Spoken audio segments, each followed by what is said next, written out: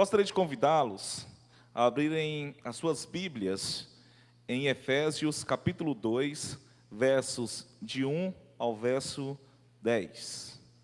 Efésios capítulo 2, versos de 1 ao verso 10. Prometo que vou ser breve, não vai passar de 2 horas, mas a gente chega lá. Efésios capítulo 2, versos 1 ao verso 10. Amém? Misericórdia. Amém? Então vamos lá. Do pecado para a salvação pela graça.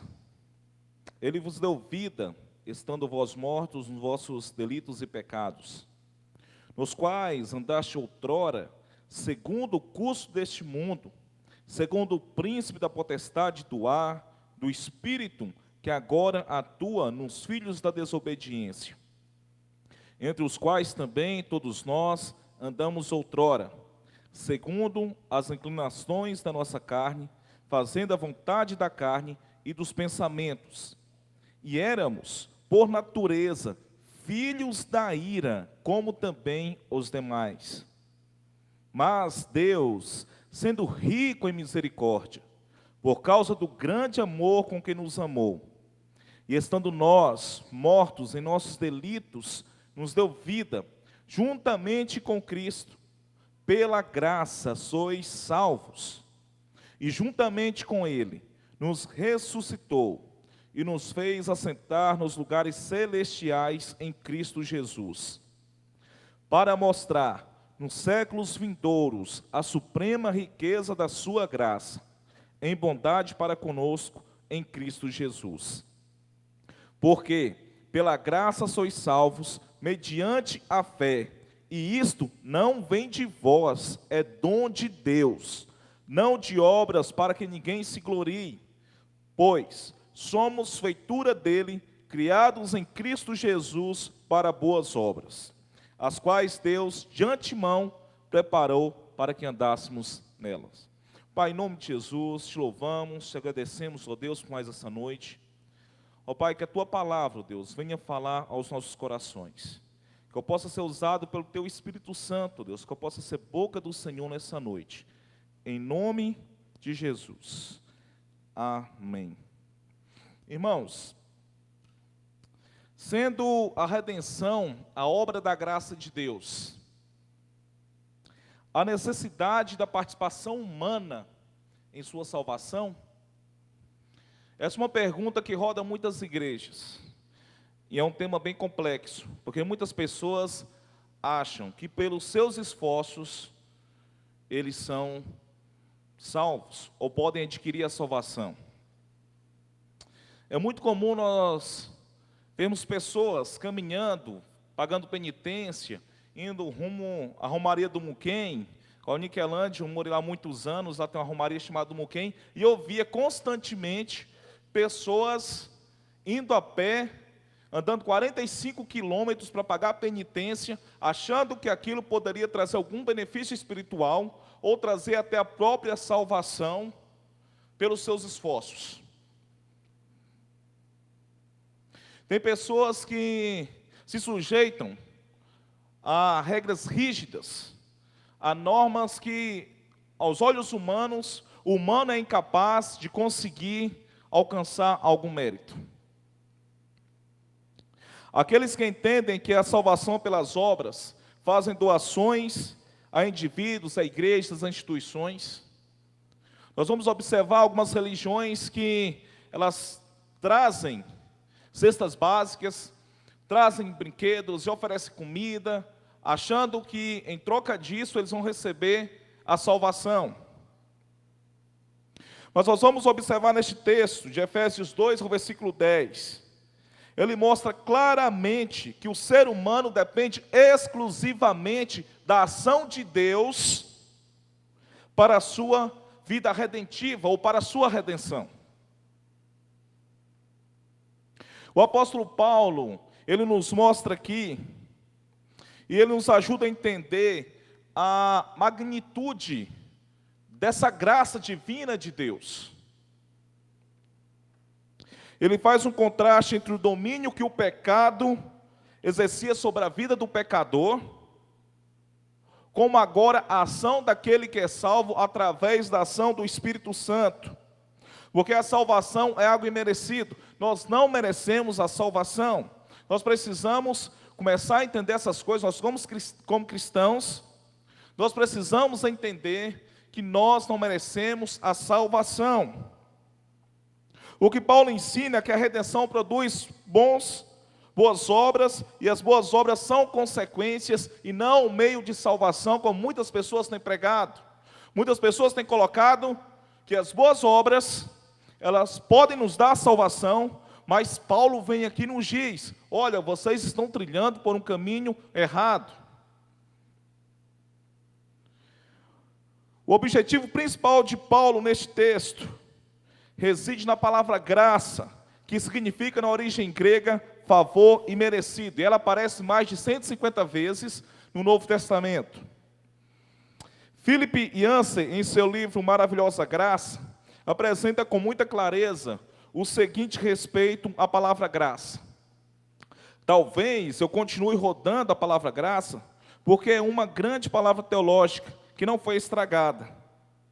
Eu a chamo de a última palavra perfeita para que todos os usos dela, em inglês, que eu consiga encontrar, retém um pouco da glória original. Essa palavra, ela sustenta a nossa civilização até os dias de hoje. Nós precisamos entender que todo esforço não vem de nós, mas de Deus. Vale lembrar que a palavra graça encontra lugar de destaque tanto nas saudações iniciais como também nas palavras finais de Paulo nas suas cartas. E ao lado dessa palavra nós também vamos encontrar a palavra paz. De um modo mais amplo, desse texto, Efésios 2, de 1 a 10, explica a situação do homem pecador, do qual Deus o redimiu. E os 3 primeiros versículos tratam da condição dos pagãos, daqueles que estavam perdidos no mundo, e do versículo 4 ao versículo 10 apresenta o privilégio e a responsabilidade daqueles que foram alcançados pela graça salvadora. E diante, irmãos, destes versículos que nós acabamos de ler, nós vamos trabalhar o seguinte tema: a graça redentora em Cristo Jesus. Esse é o tema que nós vamos trabalhar nessa noite. E nós vamos observar 3 pontos. O primeiro ponto está do versículo 1 ao versículo 3. Acompanhem comigo, por favor. Versículo 1. Ele vos deu vida, estando vós mortos nos vossos delitos e pecados. De acordo com o ponto de vista do que o apóstolo Paulo nos mostra aqui, nós temos a primeira característica de uma vida, de uma pessoa que está fora da graça redentora, daquelas pessoas que não vivem sob a graça redentora do nosso Salvador. Aquelas pessoas que estavam mortas. O versículo 1 vai nos trazer isso. Que o ser humano, logo seguinte, no versículo 2, vai dizer que nós estávamos segundo o curso deste mundo, segundo o príncipe da potestade do ar, do espírito que agora atua nos filhos da desobediência. O versículo 3, ele vai nos mostrar que nós nos tornamos alvos da ira de Deus. Isso aponta para o estado natural de todos nós, de todos os pecadores, de todos os seres humanos. Isso aponta para um estado que nós estávamos nele, antes de conhecermos a Cristo, antes que a ação do Espírito Santo nos alcançasse. Nós éramos pecadores miseráveis, mortos, estávamos vivendo debaixo da ira de Deus. Nós vamos observar aqui, tem um comentário da Bíblia de Estudo de Genebra, que vai apresentar com muita clareza as principais características ou condições de uma vida sem a graça redentora. Primeiro, essa condição é espiritual e ela é universal. Ou seja, ela atinge a todos os povos, ela abrange a todos. No versículo 3, também ela está alcançando os judeus, são por natureza filhos da ira. Segundo, estão em rebelião contra Deus. Vamos notar o uso de andastes em relação aos gentios no versículo 2. E nós andamos outrora, em referência aos judeus, no versículo 3. Terceiro, estão sujeitos ao domínio maligno de Satanás, chamados no versículo 2. Olha só. Nos quais andaste outrora, segundo o curso deste mundo, segundo o príncipe da potestade do ar, do espírito que agora atua nos filhos da desobediência. E gostaria de ainda colocar aqui, que lá em João, capítulo 3, verso 3, você pode abrir aí, abra junto comigo. João, capítulo 3, verso 3. Que nós somos totalmente incapazes de abandonar a rebelião contra Deus. João, capítulo 3, verso 3. A isto respondeu Jesus: em verdade te digo, que se alguém não nascer de novo, não pode ver o reino de Deus.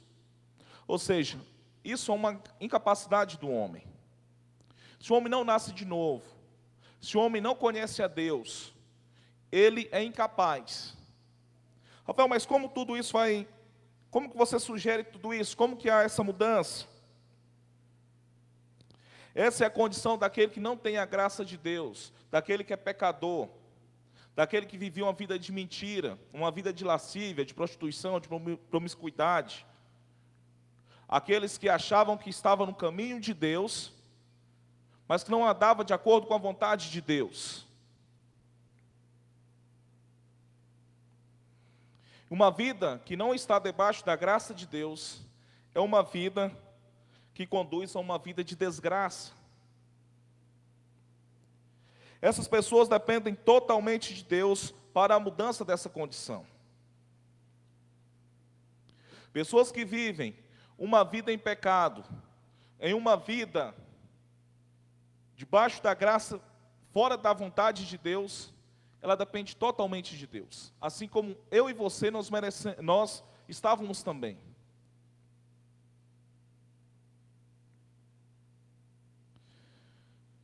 Em Romanos, capítulo 9, verso 16, nós vamos observar que nada nós podemos fazer para receber a redenção, pois somente a Deus pertence a salvação.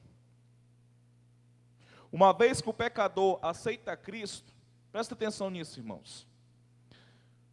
Eu tenho muitos questionamentos no nosso grupo de adolescentes, ou às vezes quando, no nosso dia a dia, muitas pessoas perguntam como alcançar a salvação. Nós vamos observar que a salvação, ela não é alcançada por nós, ela é dada pela ação do Espírito Santo de Deus que opera em nós. Não pense você que os seus esforços, que tudo que você tenta fazer, você vai alcançar algum benefício para a sua salvação. E essa é uma triste notícia que eu vou te dar, porque de nada vale. Você pode viver uma vida de santificação, você pode viver uma vida de oração, você pode viver uma vida de intimidade com Deus na sua leitura da palavra. Mas para a salvação, de nada disso vale. Porque Paulo afirma, ninguém pode dizer Senhor Jesus, senão pelo Espírito Santo. 1 Coríntios 12, 3. Então existe a intervenção do Espírito Santo que nos convence a alcançarmos a salvação. E se você aceitou a Cristo, foi porque o Espírito Santo de Deus, ele te convenceu de todo o pecado, de tudo aquilo que você fazia de errado, e agora você nasceu de novo, e você é alvo da graça redentora de Deus. O segundo ponto que nós vamos trabalhar, que é do versículo 4, a partir do versículo 4, que é a manifestação da graça redentora.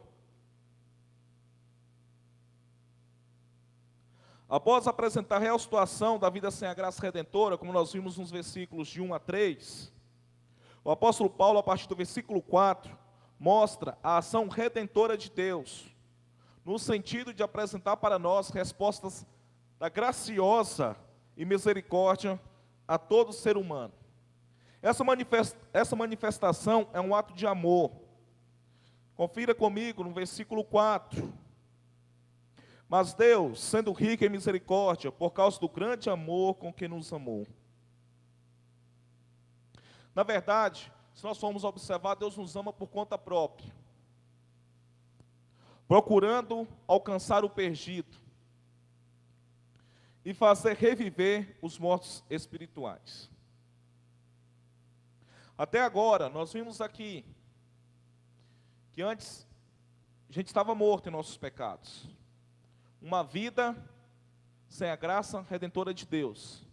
Mas a partir do versículo 4, Paulo começa a nos mostrar a ação da graça redentora de Deus que nos alcança. Pelo amor de Deus, pela própria conta dele, ele resolveu nos amar. Porque nós merecíamos? Não. Mas porque ele teve misericórdia, como diz o versículo 4. Realmente, a humanidade ela está presa nos seus pecados, e essa é a natureza humana. A salvação tem de ser atribuída à graça e à compaixão de Deus, e não ao suposto merecimento pessoal. A ênfase maior está na dádiva de Deus, aquilo que Deus nos dá, não porque nós merecemos, mas por causa da sua graça. Essa semana, uns 15 dias atrás, eu tenho experimentado algo sobrenatural em minha vida. Tanto eu quanto a minha esposa, minha família.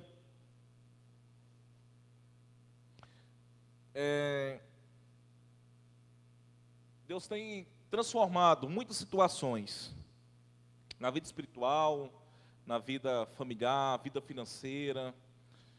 E hoje a gente, indo ao supermercado, eu falei para a Cleia assim, é engraçado como que as coisas de Deus acontecem em nossa vida pela graça dele. Ele nos dá tantos mimos e presentes, que embora a gente não mereça, a gente continua ganhando. E nós, na nossa falha humana, as coisas estão tão leves e tranquilas, que às vezes a gente até duvida daquilo que Deus já faz por nós. Porque a natureza humana, pecadora, já está impregnada em nosso coração, que quando Deus age com amor, com misericórdia, nós achamos que é algo fantasioso, mas não, é a graça de Deus operando em nós.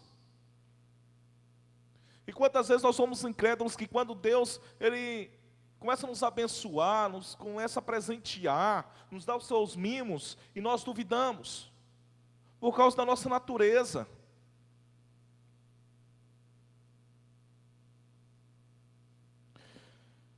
Nós vamos ver aqui que nessa mesma linha de pensamento, o reformador João Calvino afirmou: a fé traz a Deus uma pessoa vazia, para que se possa encher das bênçãos de Cristo.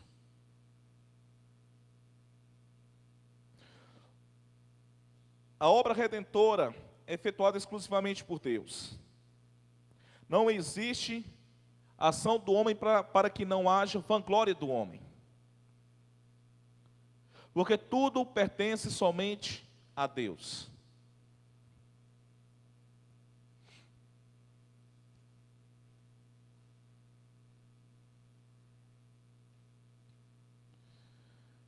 Muitas vezes, para um incrédulo, ele vai dizer que algo que acontece na vida dele é sorte.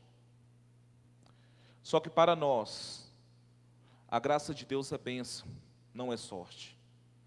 É misericórdia. Obrigado, meu irmão. Deus te abençoe. Então, o primeiro ponto, nós vimos as características de uma vida sem a graça redentora de Deus. O segundo ponto, nós vimos a ação, a manifestação da graça redentora. E o terceiro ponto, nós vamos ver os benefícios de uma vida alcançada pela graça redentora. Os benefícios de uma vida alcançada pela graça redentora.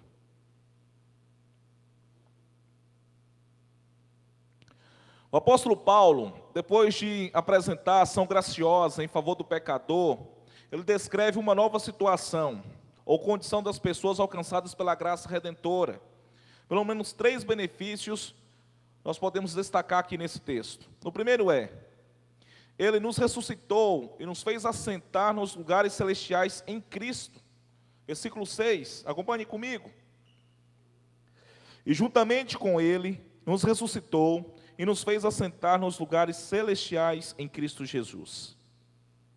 Após o toque da graça redentora, aqui há uma identificação ou uma união entre Cristo e aqueles que nele creem, pois ele é o nosso Redentor.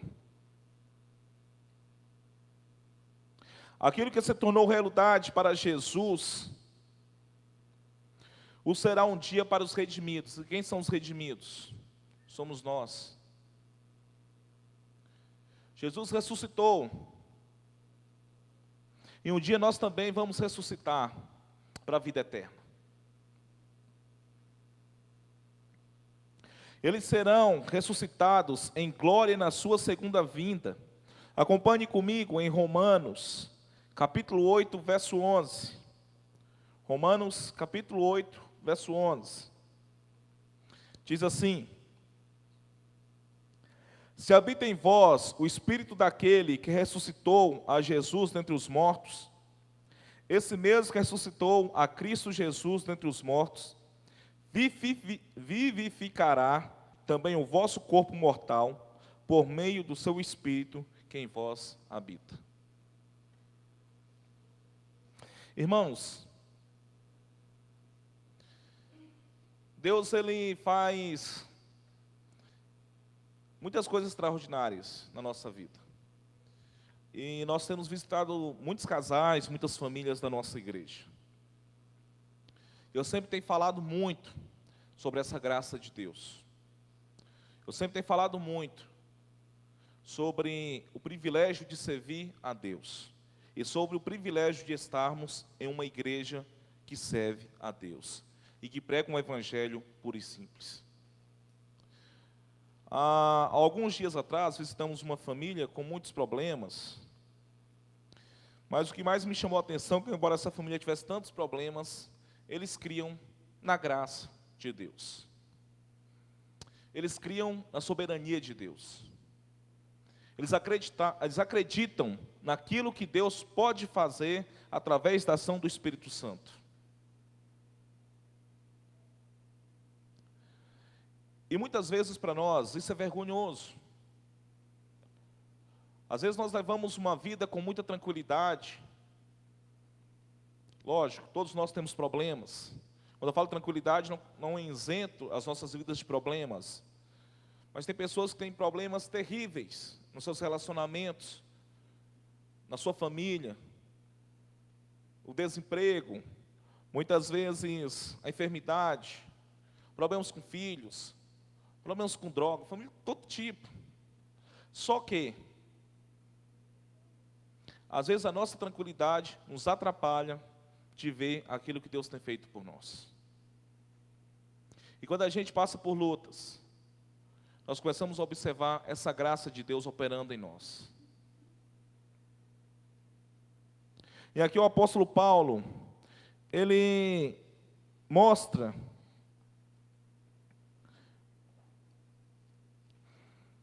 que o ser humano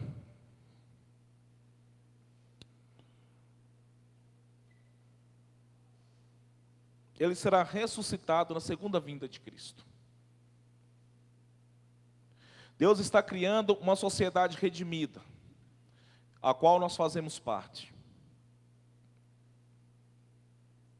Nesse sentido, declarou Kurt Vaughan, em seu livro de Efésios, na editora Vida, a nova humanidade é criada por meio da ressurreição espiritual dos crentes. Nós vemos, somente quando a gente começa a estudar mais a Bíblia, nós vamos observar que grandes questionamentos estão da nova humanidade, dos novos céus e da nova terra. Como que vai ser criado? E por que que é criado? E como que é criado? Existem coisas que é mistério, que só a Deus pertence. Só que eu tenho certeza que você também deve ter certeza que você faz parte de uma nova sociedade redimida, de uma sociedade que foi alcançada pela graça do Espírito Santo, pela ação do Senhor Jesus, operando em você, operando em nós, operando na igreja. Que você antes estava morto em seu delito e pecado, viveu uma vida fora da graça de Deus, uma vida de desgraça. Mas agora Paulo nos mostra que há para nós uma solução que está em Cristo Jesus. E que nós seremos ressuscitados como Cristo também foi ressuscitado.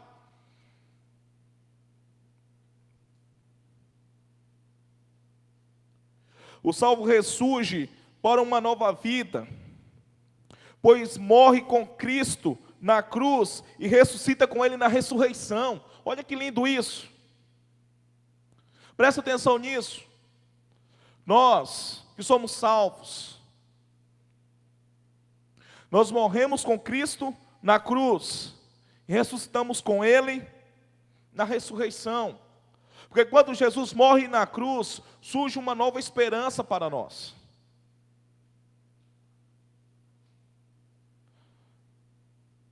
No versículo 10, vamos observar que nós somos feitura dele. Acompanha comigo.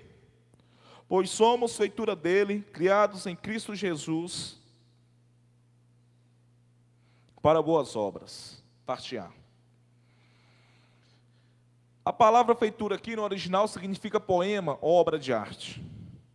Ou seja, eu, mesmo sendo gordinho, eu sou uma obra de arte de Deus. Você é uma obra de arte de Deus. Você é um poema. Deus, Ele nos faz. Para quê? Para que a gente possa viver a eternidade com Ele. Observe a segunda parte desse versículo 10. Já caminhando para o final. As quais Deus de antemão preparou para que andássemos nelas. Criados em Cristo Jesus para as boas obras, as quais Deus de antemão preparou para que andássemos nelas. A partir do momento em que a graça atinge o homem, ele passa a se beneficiar e a beneficiar outros com a prática de boas obras.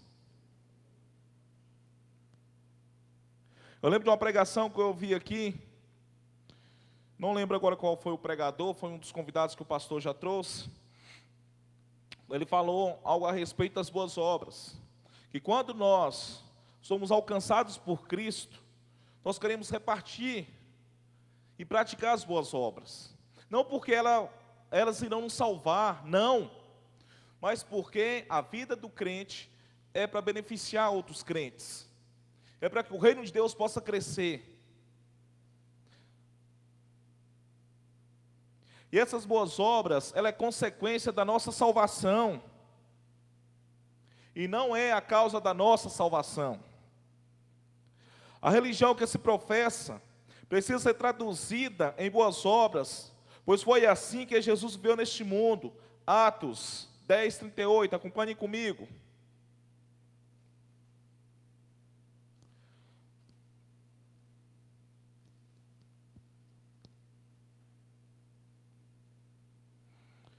Atos capítulo 10, versículo 38. Como Deus ungiu a Jesus de Nazaré com o Espírito Santo e com poder, o qual andou por toda parte, fazendo bem e curando a todos os oprimidos do diabo, porque Deus era com ele. Segue o versículo 39. E nós somos testemunhas de tudo que ele fez na terra dos judeus e em Jerusalém, ao qual também tiraram a vida, pendurando no madeiro. A este ressuscitou Deus no terceiro dia e concedeu que fosse manifesto. A salvação não é simples escape da condenação, é uma nova vida em Cristo. Como instrumento que Deus utiliza para fazer conhecida a sua graça ao mundo, por meio das boas obras de seus filhos, o ímpio, quando recebe um benefício, diz: sou uma pessoa de sorte. O justo que possui a graça redentora declara: eu sou uma pessoa abençoada. Irmãos, a salvação, ela tem que produzir em nós bons frutos. E se nós somos alcançados pela salvação, nós precisamos produzir bons frutos. Para concluir esse estudo de hoje, essa pregação de hoje, eu quero dizer o seguinte aos irmãos. É muito triste nós vermos crentes que se dizem salvos, mas que não fazem nada para beneficiar a igreja ou beneficiar os oprimidos. Aqueles que têm convicção da graça redentora de Deus em sua vida, que foi alcançado pelo Espírito Santo de Deus, foi convencido e hoje vive uma vida de verdadeiros crentes, precisam mudar a sua postura como cristão. Porque a nova vida em Cristo, ela não só exige de nós um nascer de novo na vida espiritual, mas também tem que atingir todas as áreas da nossa vida. A começar mudança de comportamento, de caráter, de personalidade. Os benefícios de alguém que foi alcançado pela graça redentora de Cristo, ela precisa atingir o bolso dos nossos irmãos. Aqueles que foram alcançados pela graça redentora de Cristo, precisam ajudar os oprimidos. Aqueles que foram alcançados pela graça redentora de Cristo, precisam viver com intimidade com Deus. Tem que parar de dar mau testemunho por aí, como a gente tem visto em muitas igrejas e na vida de muitos irmãos. Porque se realmente você vive uma vida íntegra, se você se diz cristão, que foi alcançado por isso, esse nascer de novo, nós observamos em João 3, ela tem que atingir todas as áreas da nossa vida. É muito fácil dizer que é crente e frequentar um templo de 4 paredes, mas a igreja precisa crescer para fora.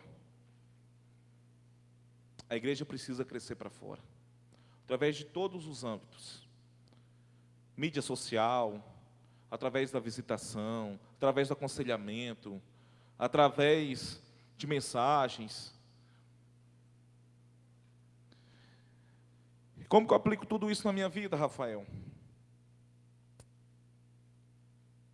A maravilhosa graça de Jesus produz vida, ressurreição e elevação do pecador, tornando-se mais parecido com Cristo. Isso não é apenas privilégio, pois traz consigo uma grande responsabilidade de se viver como Cristo viveu.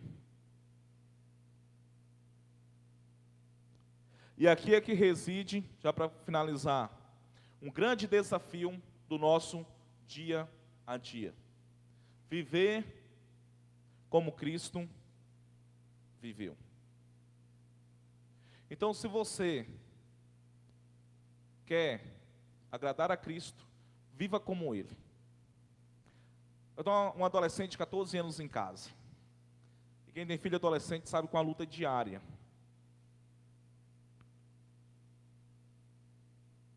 Eu falo para ela: filha, às vezes ela vem pedir para ir em algum lugar, que eu acho que eu não estou muito de acordo. Eu faço a seguinte pergunta para ela: você vai conseguir que sua vida seja edificada nesse lugar?